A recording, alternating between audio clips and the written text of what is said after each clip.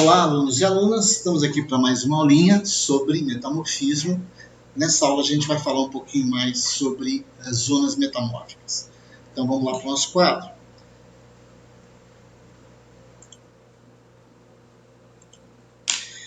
Bom, quando a gente fala em minerais índices, a gente tem que lembrar, por exemplo, quando a gente fala em zonas metamórficas mais especificamente, que a gente falou na aula passada,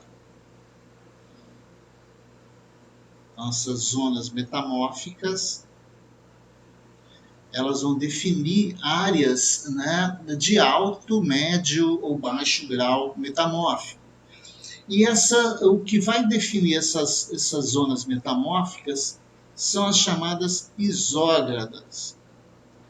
O que seriam isógradas? Seriam linhas que unem pontos onde você consegue observar, né, o que a gente chama de assembleias minerais compatíveis, ou seja, que sejam únicas. Então, por exemplo, você começa encontrando um determinado mineral numa determinada posição, né?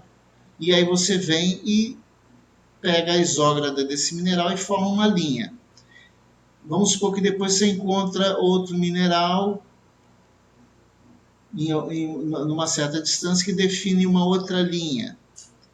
Né? Você encontra um outro mineral que vai definir uma nova linha. Então, essas linhas que definem determinadas assembleias minerais, mineral X, Y e Z, são o que a gente chama de isógradas. E isso aqui a gente consegue perceber através da identificação das rochas no campo e das suas composições minerais. Então, essas zonas metamórficas é o que a gente busca descobrir no campo, né, através disso. Essas informações foram definidas por um cara chamado Barrow, né, que definiu, né, para rochas pelíticas alguns tipos de situações ou tipos de associações minerais típicas de rochas pelíticas. Pelíticas, pessoal, são rochas formadas de material fino, né? Lembra-se lá dos argilitos, né, dos siltitos, né, que são rochas sedimentares. Então, essas rochas pelíticas, metamorfismo sobre esse tipo de rochas pelíticas, formando o que a gente chama de metapelíticas, que seriam as rochas metamorfizadas a partir de rochas sedimentares ricas em material mais fino, materiais mais alumínio, ricos em alumínio. E isso vai gerar, por exemplo, grupos de minerais que a gente chama de minerais índice. Então, esses minerais índices são, o próprio nome está falando, são minerais que indicam determinadas condições de pressão e temperatura. Então, isso pode ser para as rochas metapelíticas, pode ocorrer de maneira progressiva, ou seja, a partir do momento em que aumenta a pressão e temperatura, você vai ter transformações minerais. Então, por exemplo, a clorita, quando submetida a aumento de pressão e temperatura, ela se transforma em biotita. Essa biotita, se a pressão e temperatura continua, ela vira uma granada, ela se transforma numa granada. Essa granada, se continuar a pressão e temperatura, ela vira uma estaurolita. Se essa estaurolita continuar sofrendo aumento de pressão e temperatura, ela vira uma cianita. E se a pressão e temperatura continuar, vira uma silimanita. Então, todos esses minerais aí que a gente se refere, eles são polimorfos, né?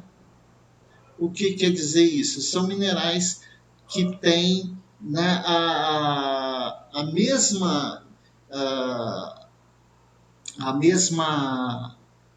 composição química, mas várias estruturas cristalinas diferentes. Tá? Então, basicamente, seria isso.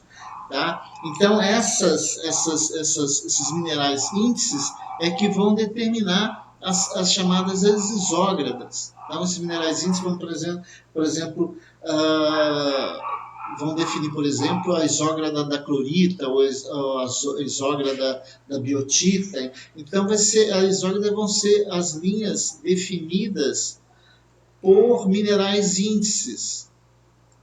ou seja, minerais que são indicadores de determinadas condições de pressão e de temperatura, né? E isso vai definir o que a gente entende por zonas metamórficas. Tá? Então, essas zonas metamórficas vão ser importantes porque elas vão definir o que a gente chama de fáscias, que a gente vai falar na próxima aula. Então, o importante dessa aula de hoje é lembrar dessa situação. O que são isógradas? São linhas que unem pontos onde aparecem determinados minerais índices. O que são minerais índices? São minerais indicadores de determinadas condições de pressão e temperatura. Então, eles podem ser utilizados para definir o que a gente entende por zonas metamórficas. Na próxima aula, a gente continua falando sobre isso. Até lá!